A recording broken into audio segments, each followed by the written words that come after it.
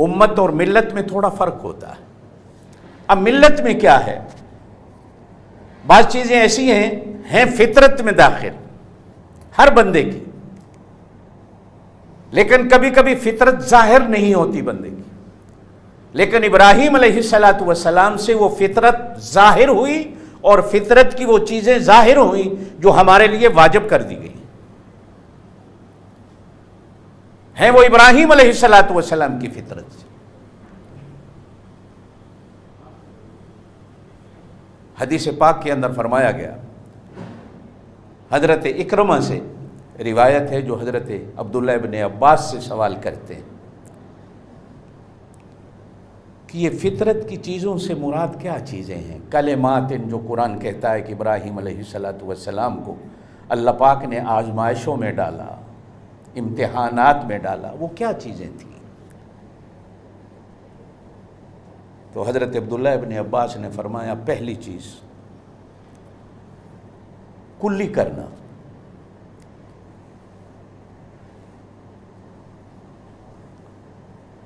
اب ہو سکتا ہے کہ آدم علیہ السلام کے بھی زمانے میں کلی ہو چکے، وہ پہلے تھے۔ حضرت نوح علیہ السلام بھی پہلے ہوئے، ہو سکتا ہے کہ کلی اس زمانے میں بھی ہو، لیکن فطرتاً جو چیز ظاہر ہوئی کلی کرنا، وہ حضرت ابراہیم علیہ السلام سے ظاہر ہوئی، کہ جس کو ضروری قرار دیا گیا۔ صرف یہ نہیں کہ ہم وضو اور غسل کے اندر کلی کریں، کھانے سے پہلے، کھانے کے بعد، یا دن میں جب بھی انسان کو وقت مل جائے کلی کرنا، اپنے منہ کو صاف رکھنا، یہ ابراہیم علیہ السلام کی فطرت اور ابراہیم علیہ السلام کی سنت ہے۔ پھر ساتھ ہی فرمایا کلی کے ساتھ مسواک کرنا، یہ بھی ابراہیم علیہ السلام کی فطرت اور سنت ہے۔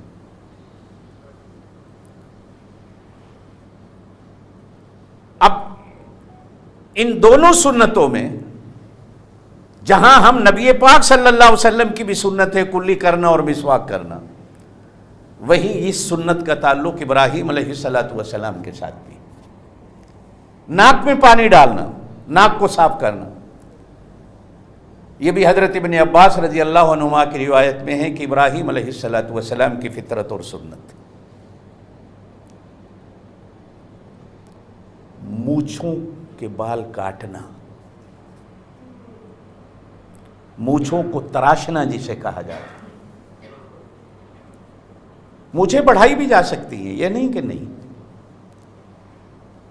یہ بھی بات صحابہ کرام کی سنت میں ہے، لیکن ایسی نہ ہو کہ کھانے پینے میں جا رہی ہوں، پانی پی رہے ہو تو مونچھوں کو لگ رہا ہو، کھا رہے ہو تو مونچھوں کو لگ رہا ہو۔ یہ تراشنا جو ہے کینچی کے ساتھ، یہ بھی ابراہیم علیہ السلام کی سنت اور فطرت میں۔ سیدنا ابن عباس رضی اللہ عنہما کی روایت میں ہے، داڑھی کو رکھنا اور داڑھی کو بڑھانا، یہ بھی ابراہیم علیہ السلام کی سنت اور فطرت۔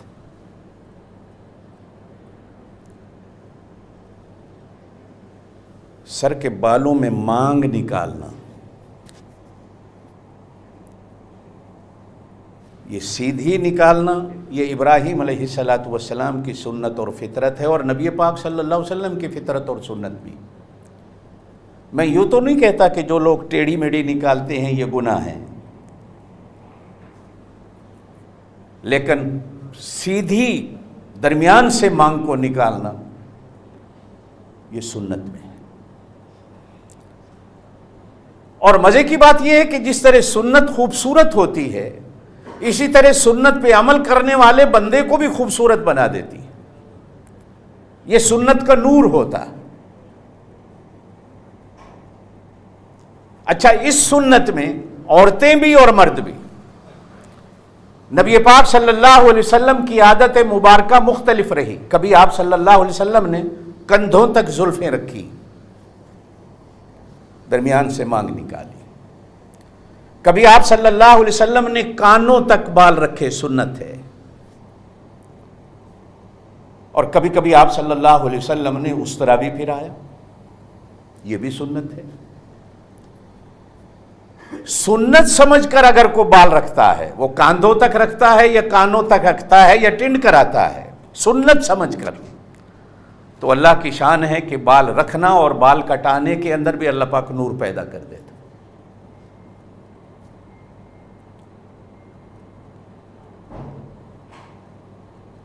حضرت ابن عباس رضی اللہ عنہما سے روایت ہے،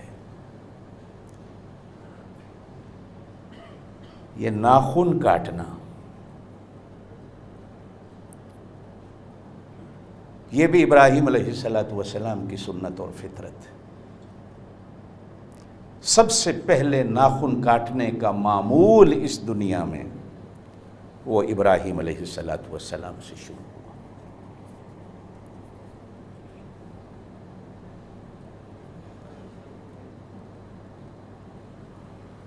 ہمارے ہاں کتنے نوجوان ہیں وہ ناخن بڑھائے پھر رہے ہوتے ہیں، کچھ ہیں صرف ان انگلیوں کا بڑھاتے ہیں، سمجھ نہیں آتی کیوں۔ اور خواتین ہیں وہ تو ماشاءاللہ بلی اور کتے سے بھی جو ناخن ان سے بھی بڑے رکھنا ان کا ایک فیشن اور طریقہ ہے، ہمیں نہیں سمجھ آیا یہ کیا ہے۔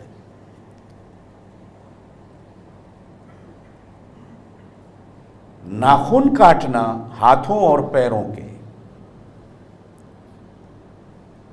یہ ابراہیم علیہ السلام فطرت جو کہتے ہیں نا، اندر سے جو چیز نکلتی ہے، خون کے اندر جس کی ملاوٹ ہوتی ہے، یہ ابراہیم علیہ السلام کی سنت میں۔ یہ ناخن بڑھانا یہ غیروں کی رسمیں ہیں، اسلام کی نہیں، کسی نبی کی سنت نہیں۔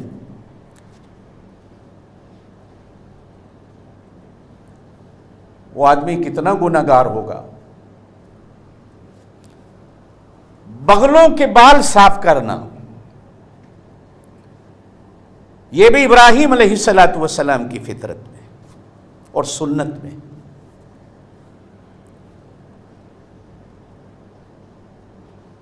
زیر ناف بالوں کو صاف کرنا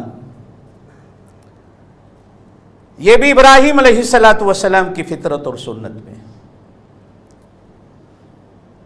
پانی سے استنجا کرنا،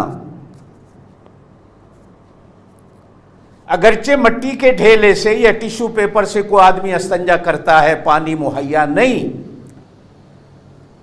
تو وہ اس حالت میں نماز پڑھے تو نماز ہو جائے گی، لیکن سنت کیا ہے، افضل کیا ہے کہ آدمی مٹی یا ٹیشو کے ساتھ ساتھ پانی کو استعمال کرتا ہے، تو یہ بھی ابراہیم علیہ السلام کی فطرت اور سنت میں۔